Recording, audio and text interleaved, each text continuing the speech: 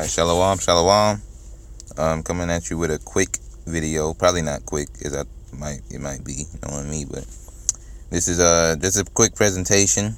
You're not a Negro, you're not black, you're not African American, you are a Hebrew Israelite. I know it says with an S, Israelites, but hey, nobody's perfect.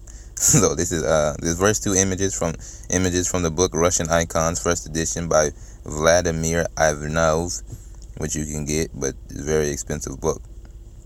Where you get those two images of the apostles and the black images of Moses. Last image with the fist that you see is last image from the book Hebrews to Negroes by Ronald Dalton. And for it is a good book, check it out. But mostly if you're coming into the truth, you should be reading the Bible 24. You should be reading the Bible 24/7 before you try to get into any other book. So this is the important because you gotta know how to teach. The important question before going any further is, who are the Hebrew Israelites? Right?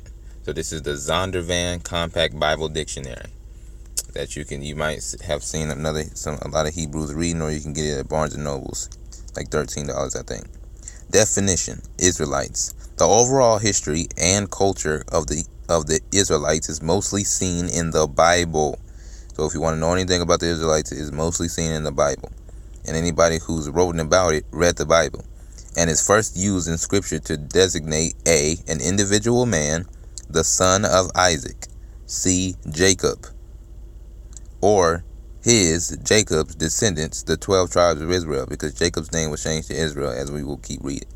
Before the year 2100 BC, the God who directs all history chose the patriarch, also known as, or aka, the father, Abraham, and called him out of the city of Ur of the Chaldees, and called him out of the city Ur of the Chaldees. Genesis 11 verse 31. Chaldea is present-day Iran, for anyone who wants to know modernly. Chaldea is also an older name for Babylon, also present-day Iran. The Lord's redemptive purpose was to bring Abraham and his descendants into a saving, aka covenant contract agreement. Here's the important part, though. God accordingly blessed Abraham's grandson, Jacob. So he had Abraham, that was his son. Oh no, Abraham had a son named Isaac, that was his son, and his grandson was Jacob. So God accordingly blessed Abraham's grandson, Jacob, with many children. Furthermore, upon Jacob's return to Palestine in 1909 BC, God's angel wrestled with him, and Jacob prevailed, and the angel changed his name to Israel, which means Prince of the Power. You can read that in Genesis chapter 32, verses 24 and 25. So you can see in the yellow highlighted Ur, which is located in Babylon or Babylonia, and you can see where it says Hittites. That's present-day Turkey, or Anatolia, or Asia Minor, as it was called. Then you got Egypt down there in the green. You got Damascus, Shechem, Hebron, and that whole area is Israel. Before you get to this, middle part between Egypt and Israel, that's like located in the sea. So this is Genesis chapter 11, verse 31, and it reads: And Terah took Abram his son, because Abraham's name was known as Abram before it was changed to Abraham. And Terah took Abraham his son, and Lot, the son of Haran, his son's son. So Terah had Abraham and Haran had Lot. And Lot is Terah's grandson, his son's son. It just said it. Okay, so Sarai, my bad. And he took Sarai, his daughter-in-law, his son Abram's wife, and they went forth with them from Ur of the Chaldees to go into the land of Canaan, and they came unto Haran. So if you see in that map, Ur of the Chaldees, that's circled in yellow, and by that indicated they're leaving by that red line. They went to Haran. Then the red line is letting them go down to the land of Israel. They came to Shechem, because that's where the line ends. And they came unto Haran and dwelt there. Verse 32. And the days of Terah were 205 years. And Terah died in Haran. There you go. Verse 12. Now the Lord said unto Abram, Get thee out of thy country, and from thy kindred, and from thy father's house, into a land that I will shew thee, and I will make of thee a great nation. So nations are going to come from Abraham. So, and not all nations come from Abraham, because Abraham was living in a time where there's other nations. And I will bless thee and make thy name great, and thou shalt be a blessing. And I will bless them that bless thee. So he's going to bless them that blesses him and his seed, and curse him that curseth thee. So also you got to keep that in mind. Not just all blessings. He's going to curse them that curses him and his seed. And in thee shall all families of the earth be blessed. Because when the kingdom comes, there's going to be peace, and nobody's going to learn war anymore. So Abram departed as the Lord had spoken unto him, and Lot went with him. And Abram was 75 years old when he departed out of Haran, right? And Abram took Sarai his wife, and Lot his brother's son. So Lot was Abram's nephew, and Abram was Lot's uncle, and all their substance they had gathered, and the souls that they had gotten in Haran. So they got servants in the city of Haran. Abram had servants, and they went forth to go into the land of Canaan, and into the land of Canaan they came. And Abram passed through the land into a place of Shechem. It says Shechem, but Shechem, either way, either or, unto the plain of Moreh. And the Canaanite was then in the land. So when Abraham went there, the Canaanites was then in the land. And the Lord appeared unto Abram and said, Unto thy seed will I give this land. Unto thy seed will I give this land. That's why it's known as Israel, because the people that got the land was his seed, Israel. And the Israelites named it Israel. And there builded he an altar unto the Lord, Abram did, who appeared unto him. And he removed from thence unto a mountain on the east of Bethel, and pitched his tent, having Bethel on the west, and Hai, or it's known as Ai in other parts of the Bible, on the east. So he had Bethel on the west and Ai on the east. And there he builded an altar unto the Lord, and called upon the name of the Lord. Right. So let's first start off with Abram's two sons, the first being Ishmael. Now, Abraham had many sons, but we're trying to get to the covenant and why it's important to know that you're a Hebrew Israelite. But let's read Genesis chapter 16, verse 1. Now Sarai, Abram's wife, bare him no children, and she had an handmaid, an Egyptian, whose name was Hagar. Verse 2. And Sarai said unto Abram, Behold now, the Lord hath restrained me from bearing. I pray thee, go in unto my maid. It may be that I may obtain children by her. Like a surrogate, not like, but that's a surrogate mother. They had no problems doing that now, and no woman should have a problem doing that today. It was only in the case if you can't bear children. And Abram hearkened to the voice of Sarai. But you're not supposed to marry outside your nation. Verse 3. And Sarai, Abram's wife, took Hagar, her maid, the Egyptian, after Abram had dwelt 10 years in the land of Canaan, and gave her to her husband Abram to be his wife. So Hagar was his wife because she slept with him. So that's how that indicates to let you know in the scriptures, when you sleep with somebody, that's your wife. Verse 4. And he went in unto Hagar, and she conceived. And when she saw that she had conceived, her mistress was despised in her eyes. So Sarai was despised in Hagar's eyes. Verse 5. And Sarai said unto Abram, My wrong be upon thee. I have given my maid into thy bosom. And when she saw that she had conceived, I was despised in her eyes. The Lord judged between me and thee. But Abram said unto Sarai, Behold, thy maid is in thine hand. Do to her as it pleaseth thee. And when Sarai dealt hardly with her, she fled from her face. And the angel of the Lord found her by a fountain of water in the wilderness, by the fountain in the way of Shur. So this is one of the servants he got in Haran, one being Hagar. Verse 8. And he said at the fountain, Hagar, Sarai's maid. And he said, Hagar, Sarai's maid, whence comest thou? And whither wilt thou go? And she said, I flee from the face of my mistress Sarai. And the angel of the Lord said unto her, Return to thy mistress, and submit thyself under her hands. Verse 10. And the angel of the Lord said unto her, I will multiply thy seed exceedingly, that it shall not be numbered for multitude.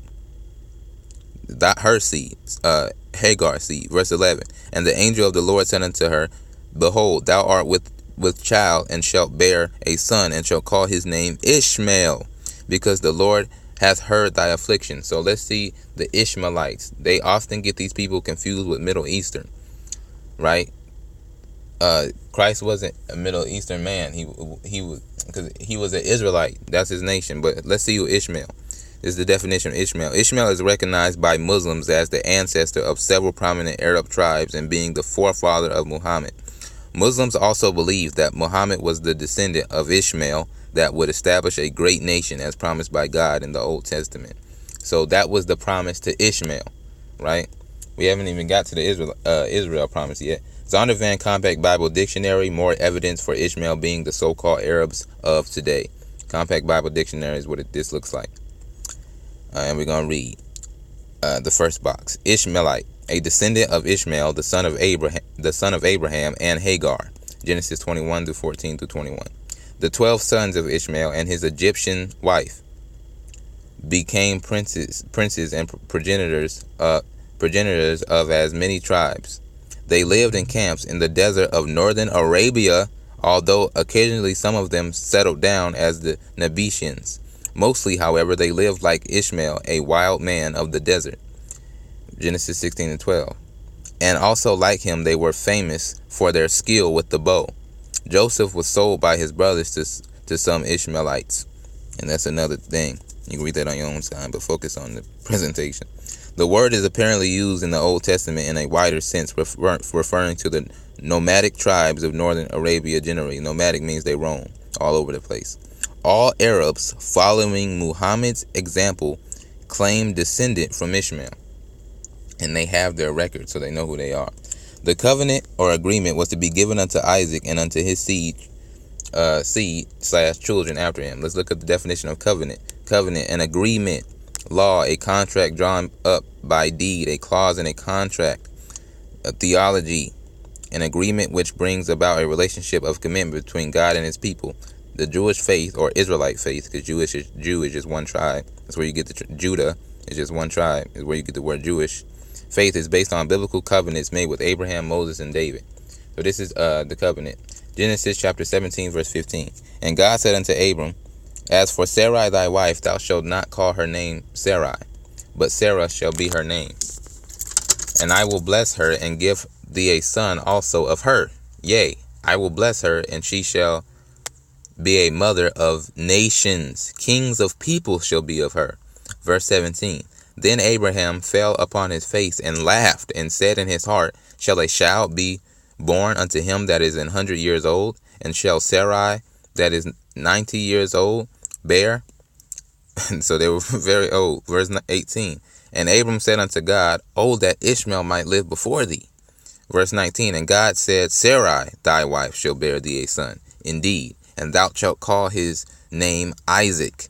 And I will establish my covenant with him for an everlasting covenant or agreement. Everlasting means non-ending, and covenant means agreement. For a non-ending agreement, and with his seed after him. So not only with him, but his seed after him, his children, and so forth. Verse 20. And as for Ishmael, I have heard thee. Behold, I have blessed him, and will make him fruitful, and will multiply him exceedingly. 12 princes shall he beget, like we read in the definition. And I will make, Zondervan definition, and I will make him a great nation, which they are. But my covenant will I establish with Isaac. But, verse 21, my covenant will I establish with Isaac, which Sarah shall bear unto thee at this set time in the next year. Verse 22, and he left off talking with him, and God went up from Abraham. And there you go. The next two important patriarchs is Esau, white people, and Jacob, and Jacob. And Esau and Jacob was Isaac's two sons, the twin son of Isaac and Rebekah, Jacob and Esau. So you got Esau over here, so-called white man, and then you have us. You get your 12 tribes of Israel, your Native Americans, your blacks, Hispanics, and Native Americans come from this man. The false narrative commonly told about the story of Esau and Jacob. The common lie told the common lie told to our children, which is supposed to say of Esau and Jacob, is that Jacob stole the promise of the kingdom from his brother Esau. But if we read thoroughly, we can get the sense of what the scriptures are clearly saying. So let's see this video. Hey kids, this story is about Jacob and Esau and how Jacob sneaked in and stole Esau's blessing from right under his nose.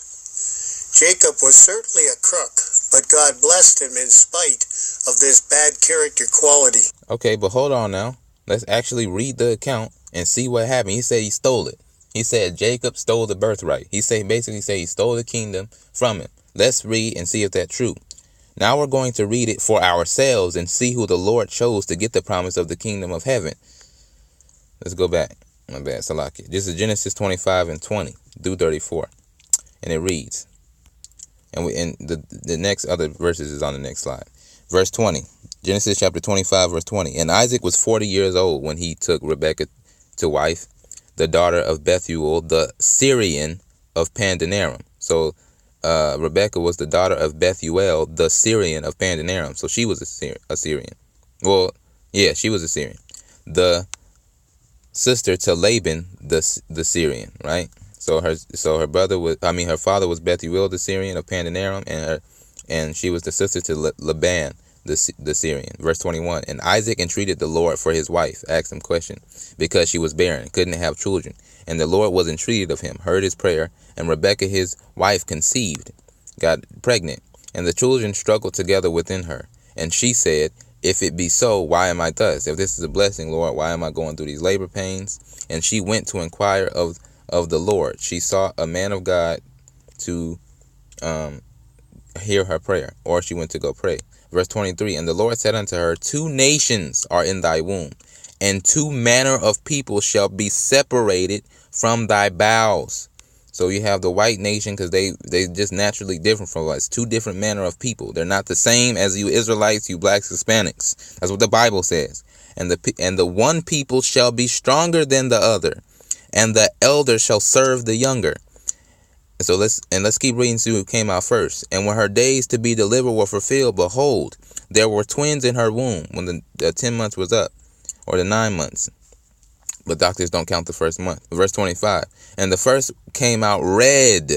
Look at that. Look at what color are they? Red. All over like a hairy garment. Not saying he was hairy when he came out the womb, but they get hairy when they, like a hairy garment, is they used to dye calf skins red. So it's basically saying they came out red, like a hairy garment that they used to dye red. And they called his name Esau. This is the progenitor of the so-called white race, right? Not these 2 people, but the person in the story. We may never know how he actually look until the kingdom comes. This is the first appearance of the so-called, but we do know they were white. Like y'all niggas try to slide in there. This is the first appearance of the so-called white race on the planet Earth. I say so-called because that's not what the Most High God called them. And it was a name they gave us to keep us confused for so many generations. So we don't know who's who in the Bible, and so we don't figure out God's judgment written about them in the Bible. Okay, let's go on. Next slide. However, back to the promise. Genesis chapter 20, and we're going to start at verse 26 because we read all that. Verse 25, the first came out red all over like a hairy garment, and they called his name Esau, right? Verse 26, and after that came his brother out, and his hand took hold on Esau's heel, and his name was called Jacob. And Isaac was 80 years old when she bare them. So he was 80 years old, meaning he was 60 years old when she bare them. That's what 80 means. I mean, he was 60 years old when his wife, bare them. Verse 27, and the boys grew, and Esau was a cunning hunter. White people like to hunt. When the picture I just showed you, they was in the damn field. A man of the field. And Jacob was a plain man, wise, dwelling in tents, right? He didn't need too much. Just give a black man a cup of wine, some good music, they good at a party, chilling. Verse 28, and Isaac loved Esau, and that goes for all the tribes, Native American, Hispanic, it's all good. Just give them some Hispanics, like Cat Williams said, some Corona, and they good. Verse 28, and Isaac loved Esau because he did eat of his venison. Venison is a deer. But Rebekah loved Jacob. And Jacob sawed pottage, boiled pottage, and Esau came from the field, and he was faint, he was tired. Verse 30, And Esau said to Jacob, feed me, I pray thee, with that same red pottage.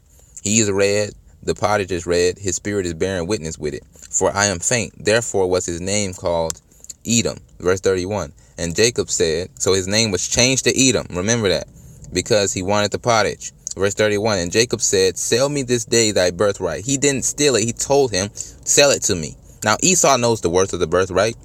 Esau knows the king, heard about what the kingdom was coming. He don't have no faith in the kingdom.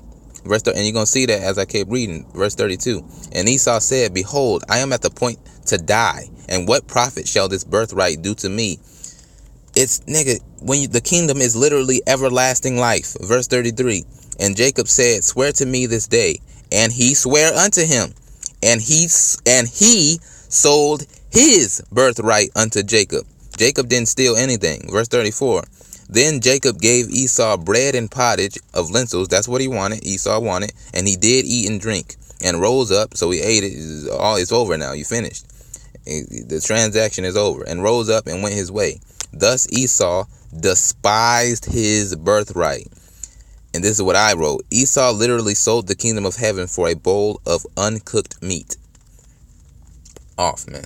And if you don't believe that Esau is the white man, let's get some, what you would say, secular history. White people knew that they were the ancient Edomites during the Roman period. This is Antipater the Idumean. Antipater the first, the Idumean, was the founder of the Herodian dynasty that you read in Matthew, right? King Herod. And father of Herod the Great. According to Josephus, an historian, he was a Jewish historian. He was the son of Antipas and had formerly held that name. Born 100 BC in Rome, Italy, died 43 BC before Christ. Grandchildren: Herod, Antipas, Herod, Archelaus, and more. Children: Herod the Great, Phasael, Pharoas, Solomon, and Joseph. Great-grandchildren: Salome, Herodias, Herod Agrippa, and more. Right? So this is, what does Idumean mean? Idumean, right? Edomite, right? That's definition 2, of or relating to Edom or the Edomites. Edomic, because Esau's name was changed to Edom. Genesis 36:8. Thus dwelt Esau in Mount Seir. Esau is Edom. And these are the generations of Esau, the father of the Edomites, in Mount Seir. Right?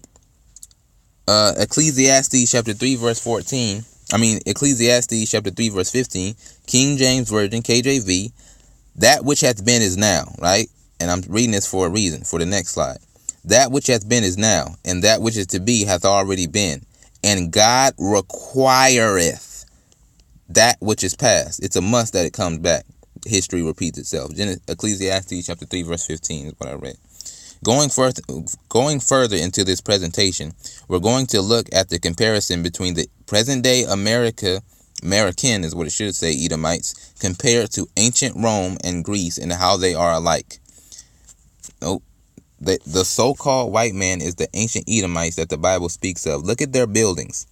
We're going to start off with the oldest one. This is Mount Seir, right? Petra. Now, this is where Petra is. If you look at that map, Mount Seir is below Israel. Let's go back. Slaki, Israel. There you go. So here we go. This is the old Petra building that they built. Look at this, man. Right? And this is ancient Greece. Then after Greece, you have Rome, historically. Then you have America 2019.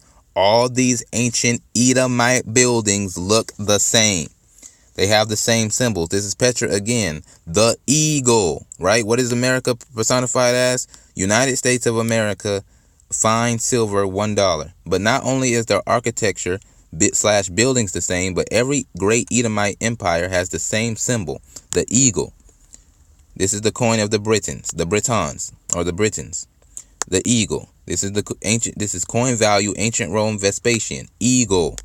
Same concept and same shape of the money and same way of how it looks.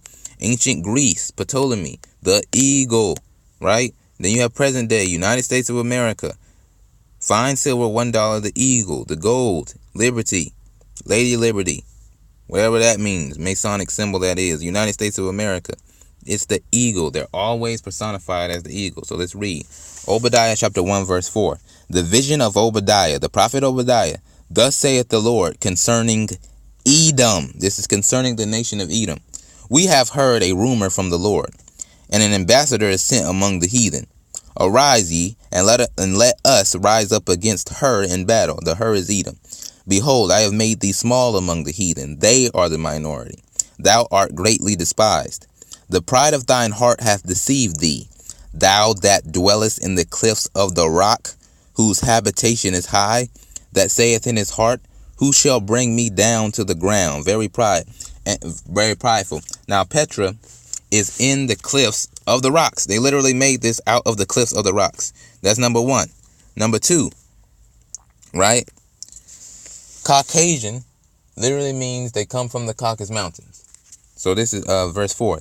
Though thou exalt thyself as the eagle, and though thou set thy nest among the stars, they went, or at least tried, they literally said the eagle has landed when they went to the moon. Though thou exalt thyself as the eagle, and though thou set thy nest among the stars, thence will I bring thee down, saith the Lord. Right? Now, in the past 1,000 years, the white man has done a marvelous job at setting up strongholds for the black man, woman, and child, and child has not, and how, as, I'm going to say it again. Now, in the past 1,000 years, the white man has done a marvelous job at setting up strongholds for the black man, woman, and child, as how to figure out their identity. But with proper historical context, let's go through all the things we have been called as a people and why they are wrong. Let's start off with the most famous term in recent years, African American. And I'm going to stop there because I'm going to do this in parts. But I'm going to give for it. So, I hope y'all was properly edified with that. Anybody new coming to the truth or just want to recap the milk, go over the milk. In any history y'all think I could have put in this presentation, just leave it in the comments, just to further prove this point. I'm always learning, and I, trying to grow up in this truth, but still have the mentality of being a child, right? So, with that, I want to give all praises to Yahweh by Hashem Yahweh Shai, Yahweh being the name of God, meaning he exists, by Hashem, meaning in the name, and Yahweh Shai is his God's son, meaning he delivers or he saves.